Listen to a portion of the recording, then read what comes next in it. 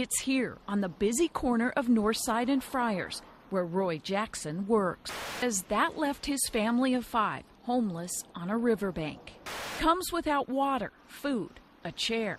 He's all about discomfort. I'm out here to make money for my family. This is the only way I can keep my family together.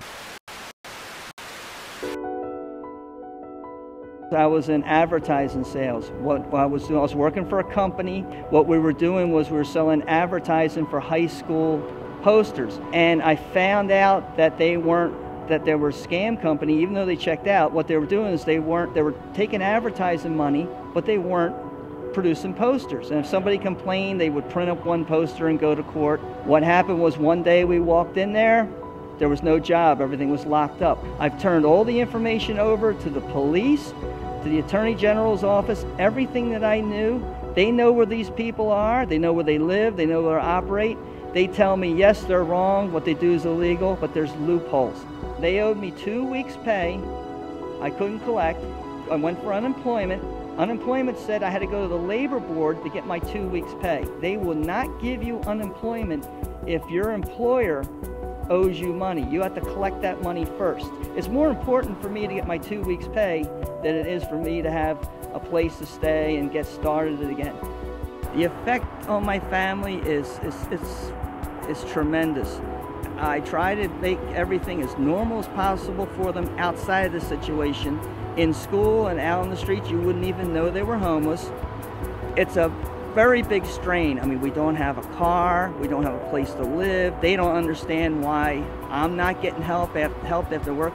So there's a lot of anxiety there with my family, a lot of doubts, but they're being real troopers about it.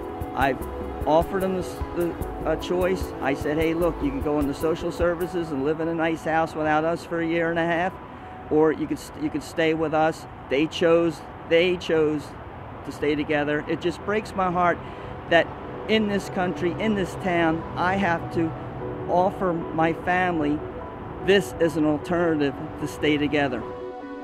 As far as an apartment is concerned, it's not a question of money, it's a question of credit. We've never rented before, we've always owned a house. So when they run a credit report, they see that they say we have no rental history, so we're a bad risk. Plus, when we initially went homeless, we started to file for bankruptcy. And then when we found out that this firm had lied to us, we didn't go through with the bankruptcy. Even though we did not go through with the bankruptcy, by filing for the bankruptcy, it's still on our credit report. So when the property manager looks on there, he sees a bankruptcy and he sees no rental history. Nobody will rent to us in that situation. I keep a normal life as possible for my 3 daughters. So you could figure for what you guys spend for a week, for all your things that you have to do in school and everything, mine's multiplied by 3. I got to pay $275 a month for bus passes. I don't get any help for bus passes. We have to eat out.